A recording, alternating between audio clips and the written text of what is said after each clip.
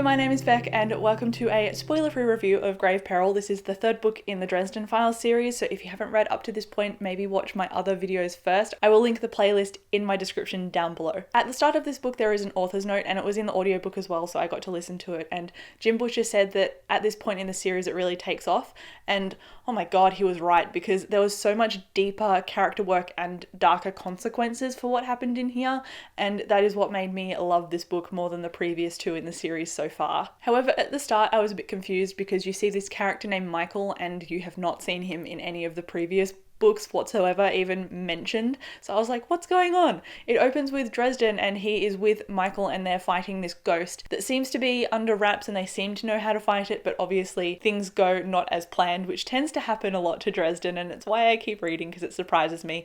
And he and Michael are trying to fight this ghost, and it turns out that the veil between their world and the demon's world, the spirit world, the Fey world is very thin, and the ghosts that Dresden and Michael are fighting at the start, ghosts like her, tend to cross over now that the veil is very thin and they become vengeful spirits, and obviously this causes a lot of pain and violence and potentially murder. However, in this installment, the murder mystery is more personal for Dresden and the targets are more personal, and I like that it's gone from being like general murder mystery in the first two books to something more personal in this book, which really made the stakes that much higher and it made the tension that much higher. Obviously because the characters that Dresden cares about are in more danger than they were peripherally in the first two books. So you see a heightened level of stress in Dresden and it makes him more open to deeper consequences for the things he does. We also get to see his godmother, who seems to be a Fey creature that he made a bargain with ages ago, and that is revealed in like the first chapter or so. So I'm not counting it as a spoiler, it's something that is going to be built on later as like world building and stuff. So go into this knowing that we see a little bit more of Dresden's past, even more that we've seen in the first two books. Like I said before, at the introduction of Michael, I wasn't sure where this book was going to take me, but it turns out that Michael is a very powerful ally for Dresden to have, and their characterization actually works beautifully together, because while Michael acts as this pillar for Dresden to bounce his humor off in situations, it gets to a point where Dresden can be vulnerable with him, and like I said, the tension and the stakes really take off in this book, and it really shows in their bond and their friendship, and it allowed a more deeper exploration of Dresden and his morals because Michael has a family. So you get to see Dresden being kind of a lone wolf and respecting Michael, who has this whole family that relies on him. And that's how Dresden really views his friends and his companions, as family that he needs to protect.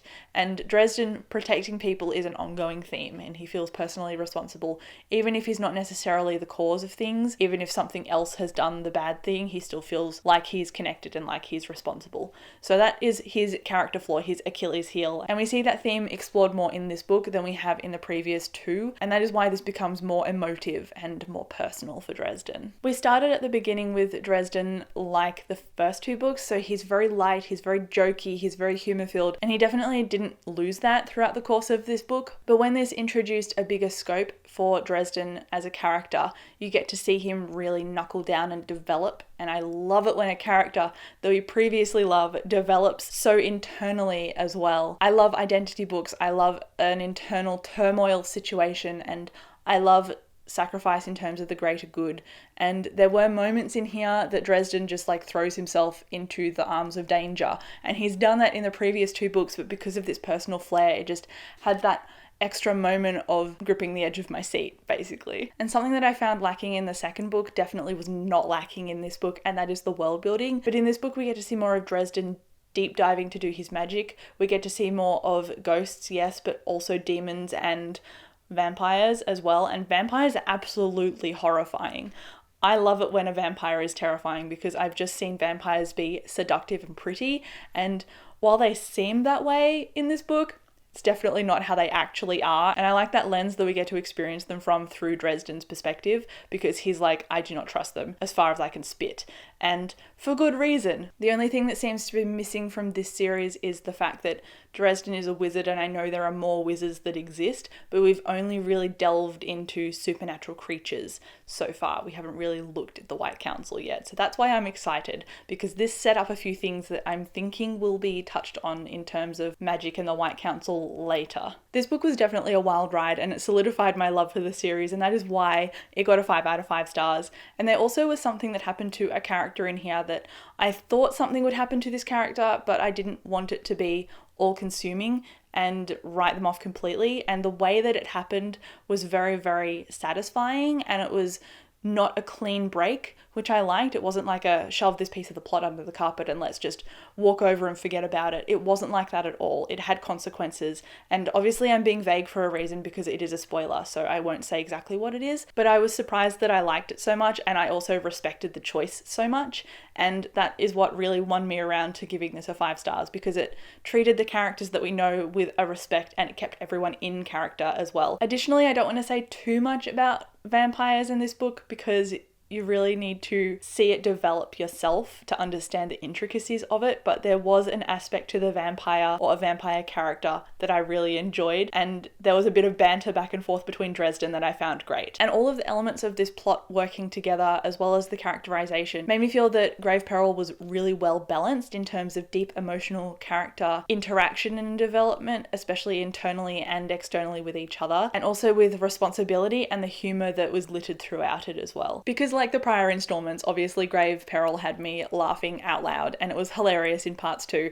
especially with the banter between Dresden and Michael. I found them excellent because they were very differing personalities, but they seemed to just gel very, very well. And while it was hilarious in parts, I also found myself really, really still and fraught with tension while listening to other parts too. So it had a really good mixture of both, and that's why I say that it was very well balanced. So again, this is a very well deserved 5 out of 5 stars. I'm so happy that I could give a Dresden book 5 out of 5 stars because I honestly couldn't really find a fault with this. There were every aspect of the plot that I really enjoyed. There was so much character work going on here with Dresden and with a bunch of other characters. The only thing that I wanted was more of Murphy, because again, we do see her in here, but it's not like a buddy cop situation, which very much happened in the first book, and that is a trope or a plot device that I really like and I really appreciate in a work, but obviously it acted as a platform in book 1 to launch into where we are now, and obviously I appreciate that because I loved this book and it has definitely got its hooks in me for that reason. I'm so excited to read the rest of the series now.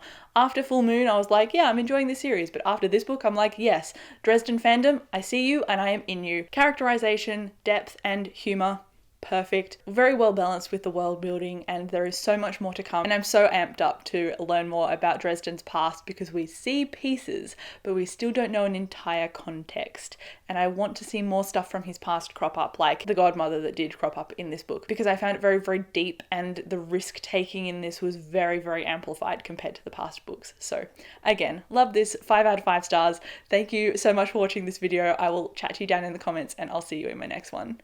Bye.